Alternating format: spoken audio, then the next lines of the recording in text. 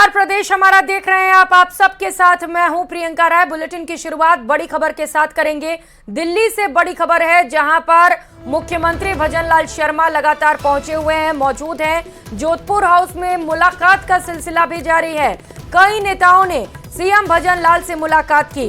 राज्यसभा सांसद राजेंद्र गहलोत ने भी सीएम से मुलाकात की। पाली सांसद पीपी चौधरी भी सीएम से मिलने पहुंचे। तस्वीरें आपको दिखा रहे हैं। जोधपुर हाउस में लगातार मुलाकात का सिलसिला जारी है।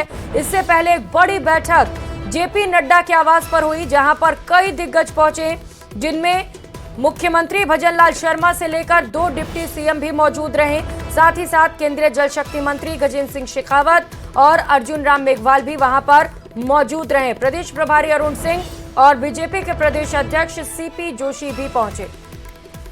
और भरतपुर से मिल रही बड़ी खबर का रुख कर लेते हैं। ज्वेलर्स लूट हत्या मामले को लेकर एक बड़ा अपडेट आपको बता दें। पुलिस के हत्थे एक और आरोपी चढ़ चुका है। मुठभेड़ के दौरान आरोपी को गोली लगी। आरोपी के दोनों पैरों में बताया जा रहा है कि गोली लगी है और पुलिस ने उसे अस्पताल पहुंचा दिया है। आरोपी ने पुलिस पर भी फायरिंग की। डीएसटी इंचार्ज को इस घटनाक्रम में गोली लग गई। बुलेट प्रूफ जैकेट होने की वजह से शारीरिक क्षति नहीं पहुंची है। डीएसटी की टीम ने यूपी बॉर्डर से आरोपी को गिरफ्तार कर लिया है और आरोपी को आरबीएम अस्पताल में भर्ती करा दिया गया है। तो ज्वेलर्स से लूटपाट हुई थी, इसके बाद से ही लगातार पुलिस आरोपियों की तलाश में जुटी हुई है। और इस बीच एक और बड़ी सफलता मिली है पुलिस को, जहां पर पुलिस ने एक और आरोपी को गिरफ्तार कर लिया। 28 अक्टूबर को बयाना में शाम को सराफा व्यवसायी के साथ लूटपाट और हत्या के मामले में पुलिस को एक और बड़ी सफलता मिली है। पुलिस ने एनकाउंटर के दौरान एक और आरोपी को गिरफ्तार किया है। उत्तर प्रदेश के जो फतेहपुर सीकरी थाना इलाका है, वहां से आरोपी को गिरफ्तार किया है। मुठभेड़ के दौरान आरोपी के दोनों पैरों में गोली लगी है, जिसे आरबीएम अस्पताल में भर्ती कराया गया है। पुलिस की टीम आरोपी को आरबीएम अस्पताल लेकर के पहुंची है, जहां उसका उपचार किया जा रहा है। डीएसटी टीम ने इस बड़ी सफलता को हासिल किया है। डीएसटी के जवान लगातार जो उनके इंचार्ज थे उनके साथ में दबिश दे रहे थे। जगह जगह आरोपी का इनपुट मिल रहा था, लेकिन आखिरकार पुलिस को एक बड़ी सफलता मिली और आरोपी को गिरफ्तार किया। लेकिन पुलिस को देखते हुए आरोपी ने फायरिंग की और इस दौरान जो एक गोली है आरोपी की, वो जो डीएसटी इंचार्ज हैं उनके सीने में लगी, लेकिन बुलेट प्रूफ जैकेट होने के चलते कोई भी शारीरिक क्षति नहीं पहुंची। इस दौरान जब पुलिस ने जवाबी कार्रवाई की तो आरोपी के दोनों पैरों में गोली लगी है। कैमरा पर्सन मनीष के साथ दीपक पुरी, न्यूज 18 भरतपुर। और रुक करेंगे एक और बड़ी खबर का। सीकर से बड़ी खबर है। श्री माधोपुर में भीषण सड़क हादसा हो गया। कार और बस में भीषण भिड़ंत हुई और हादसे में 4 लोगों की मौत की सूचना है। चीलावाली बस स्टैंड के पास यह हादसा हुआ। श्री माधोपुर की निजी कॉलेज की यह बस बताई जा रही है। घायलों को अस्पताल पहुंचाया गया और एक और घायल ने इलाज के दौरान दम तोड़ दिया। तो श्री माधोपुर में ये भीषण सड़क हादसा हुआ। सीकर से ये बड़ी खबर, जहां पर कार और बस में भीषण टक्कर हुई। इस हादसे में 3 लोगों की मौके पर ही मौत हो गई, तो वहीं एक और शख्स ने इलाज के दौरान दम तोड़ दिया। श्रीगंगानगर से बड़ी खबर है। श्रीकरणपुर विधानसभा सीट पर उपचुनाव से जुड़ी ये बड़ी खबर आपको बता दें। 19 दिसंबर को कांग्रेस के बड़े नेता श्रीकरणपुर पहुंचेंगे। कांग्रेस प्रत्याशी के समर्थन में जनसभा की जाएगी। रुपेंद्र सिंह कुन्नर के समर्थन में सभा का आयोजन किया जा रहा है, जिसमें अशोक गहलोत पूर्व सीएम से लेकर प्रभारी रंधावा भी श्रीकरणपुर पहुंचेंगे। और राजस्थान में शपथ लेते ही भजनलाल सरकार एक्शन मोड में नजर आ रही है। सीएम ने सबसे पहले पेपर लीक मामले के लिए जहां एसआईटी के गठन का ऐलान किया, तो वहीं संगठित अपराध पर काबू पाने के लिए एंटी गैंगस्टर टास्क फोर्स के गठन को भी मंजूरी दे दी। इस रिपोर्ट में देखिए। एक्शन मोड में भजनलाल सरकार, पेपर लीक मामले में एसआईटी का गठन, संगठित अपराध पर होगा control, anti gangster task force का गठन।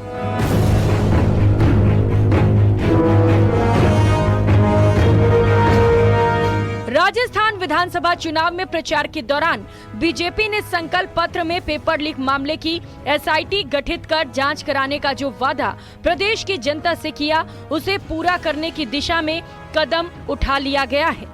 प्रदेश की सत्ता संभालते ही सीएम भजनलाल शर्मा ने पेपर लीक मामले की जांच के लिए एसआईटी का गठन कर दिया। जिसका काम होगा प्रदेश में पिछले 5 साल में हुए पेपर लीक मामले की गहनता से जांच करना, ताकि भविष्य में इस तरह के मामलों को रोका जा सके। राज्य सरकार प्रदेश में संगठित अपराध के मामलों को रोकने और अपराधियों पर कड़ी कार्रवाई करने के लिए एंटी गैंगस्टर टास्क फोर्स बनाने का भी ऐलान कर चुकी है। डीजीपी उमेश मिश्रा ने एसआईटी का गठन करते हुए इसकी जिम्मेदारी एडीजी वीके सिंह को सौंपी है। वीके सिंह राजस्थान कैडर के तेज तर्रार सीनियर आईपीएस अफसर हैं। आइए अब आपको बताते हैं कि एसआईटी काम कैसे करेगी। जानकारी के अनुसार एडीजी वीके सिंह के नेतृत्व में काम करेगी एसआईटी। पेपर लीक करने वाली गैंग की धरपकड़ करना होगा काम। प्रदेश के अलग अलग पेपर लीक मामलों की जांच करनी होगी। पेपर लीक मामलों की जांच के बाद जल्द केस दर्ज कराना होगा। अपराधियों के खिलाफ सख्त कार्रवाई की जाएगी। इसके अलावा एसआईटी का अहम काम होगा ऐसे अपराधी जो पेपर लीक कांड में शामिल रहे हों, उनके जरिए बनाई गई संपत्ति को जब्त करके उनकी कुर्की करवाना। सत्ता संभालते ही भजनलाल सरकार जनता से किए गए वादों को पूरा करने की दिशा में कदम उठा रही है। आइए अब आपको बताते हैं कि एसआईटी में किस कैटेगरी के अफसरों को शामिल किया गया है। प्रदेश में पेपर लीक प्रकरणों को रोकने और अपराधियों को सजा दिलाने के लिए नवगठित एसआईटी में एडीजी रैंक का एक अफसर होगा जो एसआईटी का नेतृत्व करेगा। इसके अलावा एक आईजी और डीआईजी रैंक का अधिकारी होगा। एक पुलिस अधीक्षक रैंक के अफसर को शामिल किया गया है। इसके अलावा एडिशनल एसपी रैंक के 4, डीएसपी रैंक के 8, पुलिस इंस्पेक्टर और सब इंस्पेक्टर रैंक के 10, एएसआई और हेड कांस्टेबल रैंक के 10 और कांस्टेबल कंप्यूटर ऑपरेटर रैंक के 10 सिपाहियों का स्टाफ शामिल किया जाएगा। न्यूज़ 18 के लिए जयपुर से विष्णु शर्मा की रिपोर्ट। और संसद सुरक्षा में सेंधमारी मामले का नागौर कनेक्शन सामने आया है। महेश कुमावत की गिरफ्तारी के बाद कई राज से पर्दा उठ रहा है। एक तरफ स्पेशल सेल ने ललित झा की निशानदेही पर नागौर से आरोपियों के सभी जले हुए फोन बरामद किए हैं, तो वहीं दूसरी तरफ खुलासा हुआ है कि संसद की सुरक्षा में सेंधमारी की तैयारी 2 सालों से की जा रही थी। इस रिपोर्ट में देखिए। कार्रवाई 2 बजे तक स्थगित की जाती है।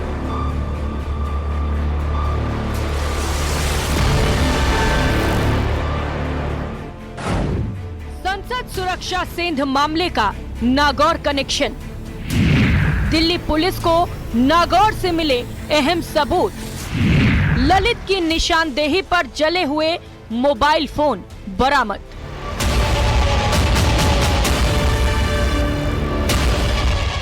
आरोपियों के जले हुए मोबाइल फोन इस बात की गवाही दे रहे हैं कि संसद में 13 दिसंबर को जो कुछ हुआ उसके पीछे बहुत बड़ी साजिश हो सकती है और सबूत धीरे धीरे दिल्ली पुलिस की स्पेशल सेल के हाथ भी लग रहे हैं। पुलिस की माने तो मामले का मास्टरमाइंड ललित झा है, जिसने आरोपियों के मोबाइल फोन अपने पास जमा किए थे। पूरे मामले का वीडियो बनाने के बाद वो मौके से फरार हो गया और सीधे बस के सहारे दिल्ली से नागौर पहुंच गया। दिल्ली पुलिस को कई दिन तक छापेमारी के बाद अहम सबूत तो हाथ लगे, लेकिन जले हुए हालात में। पुलिस की माने तो आरोपी ललित ने नागौर के महेश कुमावत की मदद से पहले सभी आरोपियों के फोन तोड़े और बाद में उन्हें आग के हवाले कर दिया। संसद सुरक्षा में सेंधमारी मामले में गिरफ्तार आरोपी ललित झा के कबूलनामे के बाद दिल्ली पुलिस की स्पेशल सेल उनकी निशानदेही पर नागौर पहुंची थी। पुलिस की माने तो मास्टरमाइंड ललित झा की नागौर में मदद महेश कुमावत ने की, जिसे घटना के दिन दिल्ली पहुंचना था। न्यूज़ 18 नागौर के उस होटल में भी पहुंचा जहां आरोपी ने रात गुजारी थी। दिल्ली से तकरीबन 450 किलोमीटर दूर नागौर के कुचामन सिटी के पास त्रिशंगया गांव के इसी होटल में आरोपी ललित झा रुका हुआ था। आरोप है कि इस होटल में उसके रुकने का इंतजाम उसके साथी महेश कुमावत ने किया था। पुलिस आई थी तभी मेरे को पता चला था भाई ये कांड करके आए, मेरे को पता ही नहीं था। तब पता चला भाई ये कांड करके आए। मेरे उसको एक को ही जानता हूँ, नाव से जानता हूँ और उसका आता कुछ भी नहीं जानता। किसको जानते हो? महेश आया, महेश पहले कोरोना पहले आता था, उसको जानता हूँ, किसको नहीं जानता। बाकी का नाम के अलावा कुछ नहीं जानता, उसका घर जाति कुछ नहीं जानता। पुलिस की माने तो जैसे ही दोनों को इस बात की खबर लगी कि पुलिस उनकी तलाश कर रही है। वो दोनों बस में सवार होकर दिल्ली लौट आए और महेश कुमावत नाम के शख्स के साथ ललित ने कर्तव्य पथ थाने में सरेंडर कर दिया। पुलिस का कहना है कि पूछताछ में महेश कुमावत ने बताया है कि संसद की सुरक्षा में सेंध लगाने की साजिश पिछले 2 साल से की जा रही थी। पुलिस ने ये जानकारी अदालत को भी दी है। आपको बता दें कि पटियाला हाउस कोर्ट महेश कुमावत को 7 दिन की रिमांड पर भेजा गया है।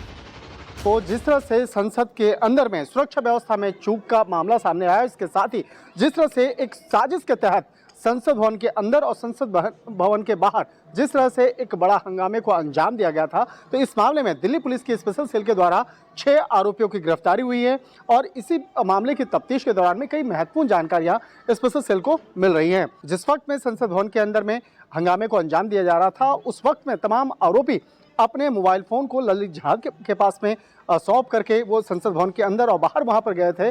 उस वक्त में ललित झा वहां से फरार होता है और राजस्थान पहुंचता है। राजस्थान पहुंचने के बाद नागौर इलाके में एक खेत में वहां पर पहुंचने के बाद उन तमाम फोन को नष्ट कर देता है, जला देता है और क्षतिग्रस्त हालत में वहां पे छोड़ करके निकल जाता है। कहीं कहीं सबूतों के साथ छेड़खानी और सबूतों को नष्ट करने का जो मामला है वो भी यहाँ पे देखने को मिला है।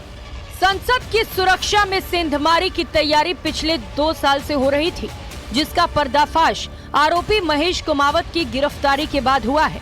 पुलिस मामले की गंभीरता से जांच कर रही है और हो सकता है कि आने वाले दिनों में कई और चेहरे बेनकाब हों। हालांकि अब तक पुलिस 6 आरोपियों को गिरफ्तार कर चुकी है, जिनमें अनमोल नीलम सागर और मनोरंजन को पहले दिन ही गिरफ्तार कर लिया गया था, जबकि ललित झा और महेश कुमावत की गिरफ्तारी शनिवार को हुई। Bureau report, news 18 Rajasthan.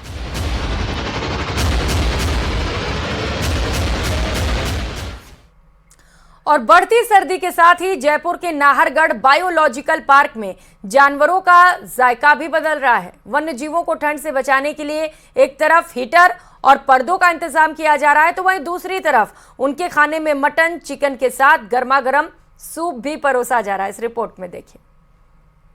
ये है जयपुर का बायोलॉजिकल पार्क, जहां साल भर पर्यटकों का आना जाना लगा रहता है। लेकिन सर्दियों के मौसम में इस पार्क में रहने वाले वन्य जीवों को ठंड से बचाना किसी चुनौती से कम नहीं होता है।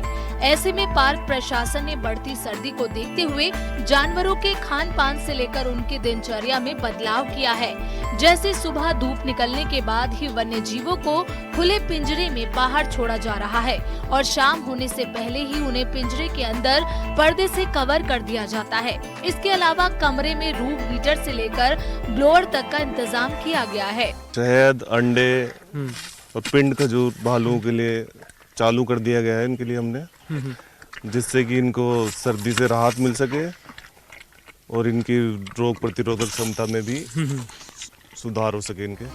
पार्क प्रशासन यहाँ रहने वाले जानवरों की डाइट पर भी ध्यान दे रहा है, जिसके तहत खाने पीने के तरीकों में भी बदलाव किया गया है। शेर, पैंथर और बाघ को रोज दिए जाने वाले खाने में अब 2 अंडे, उबला हुआ चिकन, उसके अलावा मटन और चिकन का गर्मा गर्म सूप भी दिया जा रहा है। वहीं भालुओं को गर्म दूध के साथ मेवा, खजूर, उबले अंडे और शहद चटाकर सर्दी का सामना करने के लिए तैयार किया जा रहा है। काले हिरन, चिंकारा, चीतल, सांभर, चौसिंघा समेत सभी हिरणों को खुराक में गाजर और दालों को शामिल किया गया है। यहाँ जानवरों को रूटीन में विटामिन और स्पेशल डाइट दी जा रही है, लेकिन सर्दियों के लिए इनमें खास बदलाव किए जाते हैं। इससे क्या सर्दी से लड़ने की क्षमता आती है इनके अंदर आराम से। और उसके अलावा टाट वगैरह भी लगाए गए हैं बाहर खिड़कियों में, ताकि कोई ठंडी हवा नहीं आ सके अंदर पिंजरों में। जी बिल्कुल, आप देख सकते हैं कि ये खिड़की है, इसे पूरी तरीके से कवर कर दिया गया है ताकि जो ठंडी हवाएं हैं बाहर की वो अंदर ना आए, क्योंकि जयपुर के अंदर तापमान 9 से 8 डिग्री जाता है शहर के अंदर, लेकिन ये बाहर का जंगली इलाका है, यहाँ जो तापमान है और कम होता है, जो कि 6 डिग्री तक दर्ज किया जाता है। और इन तमाम चीज़ों में कितने दिनों तक आपका ये विशेष जो है विंटर प्लान जारी रहता है? हाँ, ये विशेष विंटर डाइट प्लान है अपने, लगभग 3 महीने तक लगातार चलता है। शहर के मुकाबले नाहरगढ़ बायोलॉजिकल पार्क में ज्यादा ठंड पड़ती है। ऐसे में वहाँ खास इंतजाम किए जाते हैं, जिसमें इस बात का खास ध्यान दिया जाता है कि हर जानवर के लिए उसके मिजाज के मुताबिक इंतजाम हो। जू में वन्य जीवों को उनके शारीरिक बनावट के मुताबिक सर्दी से बचाने की सुविधा दी जाती है। जानवरों को खुराक के साथ उन्हें डिवॉर्मिंग और तनाव से बचने की दवाएं भी दी जा रही हैं। अरबाज अहमद, न्यूज़ 18 जयपुर। और नागौर शहर में चेन स्नेचिंग की वारदात हुई है। इस घटना में 2 युवक एक बुजुर्ग महिला के गले में पहनी चेन तोड़कर फरार हो रहे हैं। ये घटना कुम्हारी दरवाजे मोहल्ले की है। वारदात सीसीटीवी में कैद हो गई, जिसमें ये नजर आ रहा है कि दोनों युवक आए।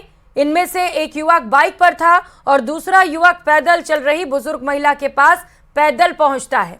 युवक ने महिला से एक युवक का नाम लेकर उसका पूछताछ शुरू किया, उसके घर के बारे में पूछा और इसी बहाने से महिला का ध्यान भटकाकर गले में पहनी सोने की चेन तोड़कर फरार हो गया। दूसरा युवक उसका बाइक पर इंतजार कर रहा था और दोनों बाइक से फरार हो गए। तो ये तस्वीरें आप देख सकते हैं जहां पर एक महिला के गले से सोने की चेन तोड़कर ये बदमाश फरार हो गए। और सुजानगढ़ पुलिस ने अप्रैल 2023 में JDJ ज्वेलर्स पर फायरिंग के प्रकरण में षड्यंत्रकारी भूमिका निभाने वाले गैंगस्टर वीरेंद्र चारण के गुर्गे को गिरफ्तार किया।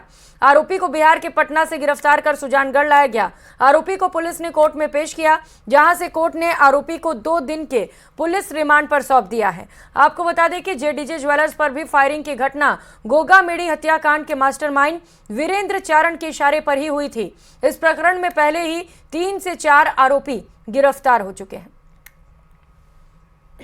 अप्रैल में जो है JDJ ज्वेलर्स से सुजानगढ़ में जो है फायरिंग हुई थी। तो इस प्रकरण में जो है एक आरोपी नरेंद्र सिंह पुत्र भागू सिंह निवासी लोटसर, ये वांटेड चल रहा था। तो इसे कल जो है पटना बिहार से गिरफ्तार किया गया। तो गिरफ्तार करके जो है न्यायालय में पेश किया और 2 दिन के जो है रिमांड पे इसको लिया। इसका जो है जब ये षड्यंत्र कर रहे थे आपस में, इनकी जो है कॉन्फ्रेंस चल रही थी, उस दौरान जो इनके आपस में बातचीत है। एक दिन पहले घटना से एक दिन पहले जो ये घटना को अंजाम देना था। और चूरू के सरदार शहर से बड़ी खबर सामने आ रही है। भंवरलाल शर्मा की समाधि स्थल पर तोड़फोड़ के मामले को लेकर अपडेट बता दें। घटना के विरोध में कल सरदार शहर बंद रहेगा। ऑटो चालक संघ ने भी बंद का समर्थन किया है। ऑटो नहीं चलाने की घोषणा की गई है। व्यापार मंडल सहित सर्व समाज की ओर से बंद की अपील की गई है। चूरू से सहयोगी मनोज शर्मा हमारे साथ जुड़ चुके हैं। मनोज, बंद की घोषणा, कितना असर इसका कल दिखाई दे सकता है?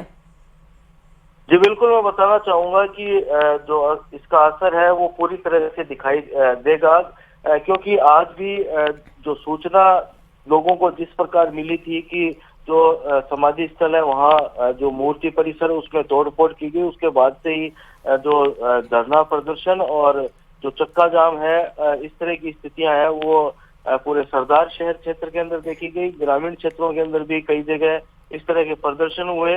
उसके बाद से तमाम जो सामाजिक संगठन है उनके द्वारा भी इस पूरी घटना की है वो निंदा की गई। पुलिस है वो इसके बाद सक्रिय हुई और पुलिस के द्वारा पुलिस को इस कार्य में सफलता भी मिली है। 8 घंटे के अंदर मामला सामने आने के 8 घंटे के अंदर, और जो आरोपी है, एक आरोपी को पुलिस के द्वारा गिरफ्तार किया गया है जिसका नाम गौतम पारिक है। इसके अलावा 2 नाबालिग हैं, उनको निरुद्ध भी कर लिया गया है पुलिस के द्वारा। तीनों ने ही मिलकर जो ये स्मृति स्थल है वहां पर तोड़फोड़ की थी, ऐसा पुलिस के द्वारा बताया जा रहा है। साथ ही इस कार्रवाई के अंदर जो त्वरित कार्रवाई की गई उसके अंदर सरदार शहर पुलिस थाने के ASI है राजेंद्र कुमार और जो CI है मदन लाल बिश्नोई, उनके द्वारा ये कार्रवाई की गई है। जो लेटेस्ट स्थिति है वो ये है कि एक व्यक्ति को गिरफ्तार किया गया है, 2 को निरुद्ध किया गया है और जो सरदार ठीक है मनोज, तो अब कल बंद का ऐलान किया गया। अब देखना होगा कि क्या असर इसका होता है, लोगों को कितनी परेशानियां होती हैं। बहुत शुक्रिया आपका तमाम जानकारियों के लिए। असामाजिक तत्वों ने इस घटनाक्रम को अंजाम दिया। पंडित जी की जो समाधि बनी है उन पे आप देख रहे हैं कांच तोड़े गए, उनकी फोटो है वो तोड़ी गई और अष्टधातु की जो आदम की प्रतिमा है उस पर उनकी पगड़ी थी, पगड़ी को फाड़ दिया गया। गंदे गंदे स्लोगन यहाँ लिखे गए। तो निश्चित रूप से दिवालिया मानसिकता के लोगों की ये करते हैं उनका। खबर श्रीगंगानगर से है, जहां पर ठंड बढ़ने के साथ ही जहां एक और दिनचर्या में बदलाव हुआ है तो वहीं खान पान में भी बदलाव हुआ है। लोग बाजार जा रहे हैं, मक्का का इस्तेमाल ज़्यादा किया जा रहा है, तो वहीं गुड़, मूंगफली, गज्जक, तिल पापड़ी और खजूर भी खरीद रहे हैं। इन चीज़ों की डिमांड बढ़ने से कारीगरों ने भी उत्पादन बढ़ा दिए हैं। चलिए खरीदारी करते हुए लोगों से बातचीत करते हैं। हमारे अशोक कुमार शर्मा को सुनते हैं, उन्होंने क्या बातचीत की है। जिले श्री गंगानगर में भी इन दिनों ठंड के तेवर लगातार तीखे हो रहे हैं और इस समय ठंड के तेवर तीखे होने की वजह से न केवल आम लोगों की दिनचर्या में बदलाव आया है बल्कि खान पान में भी अच्छा खासा बदलाव देखने को मिल रहा है। अभी इस समय हम श्री गंगानगर की एक शॉप पर मौजूद है जहां पर कुछ लोग देखे जा सकते हैं जो इस समय सर्दियों के मौसम के दौरान खाई जाने वाली तिल पापड़ी, गज्जक, मूंगफली आदि को खरीदते हुए देखे जा सकते हैं। चूंकि इन दिनों ठंड काफी है तो ऐसे में न केवल दिनचर्या और रूटीन बदलता है, पहनावा बदलता है, बल्कि खान पान में भी अच्छा खासा बदलाव आता है। जहां लोग घरों में बाजरी और मक्की का भी भरपूर मात्रा में सेवन करते हैं तो उसी तरह से मूंगफली, गज्जक, खजूर के साथ साथ जो मूंगफली से बने हुए प्रोडक्ट्स होते हैं या गुड़ का इस्तेमाल होता है वो बहुत ज्यादा होता है। खान पान में भी सर आजकल घर पे जैसे बाजरे की खिचड़ी भी बनने लगी है, उसकी रोटी है, मक्के की रोटी, सरसों का साग, इसके अलावा ये गर्म मतलब मूंगफली वगैरह, गज्जक वगैरह का आजकल ज्यादा मतलब खान पान हो गया है। हम तो यहाँ पे सिर्फ गज्जक पापड़ी या मूंगफली जिसको सर्दी का मेवा कहते हैं, गरीब आदमी भी इसको आराम से खा सकता है और पैसे वाला भी खा सकता है जी।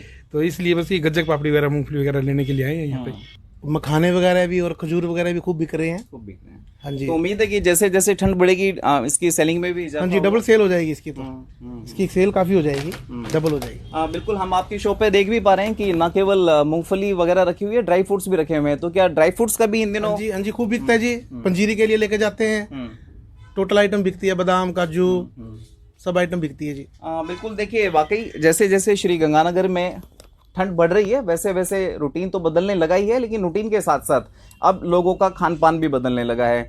गरीबों का मेवा कहे जाने वाली मूंगफली और गुड़, बाजरी, मक्के का भरपूर इस्तेमाल करें ताकि इस ठंड के दौरान हमें किसी भी तरह की मौसमी बीमारियों की चपेट में आने से मदद मिल सके। अशोक शर्मा, न्यूज़ 18 श्री गंगानगर। अगली खबर की ओर बढ़ेंगे। प्रधानमंत्री नरेंद्र मोदी आज वाराणसी में विकसित भारत संकल्प यात्रा कार्यक्रम में शामिल हुए। इस दौरान पीएम मोदी ने नन्हे मुन्ने बच्चों से बातचीत की। इस दौरान एक छोटी बच्ची ने नन्ही चिड़िया और पेड़ पर बने उसके घोंसले पर पीएम मोदी को एक कविता सुनाई।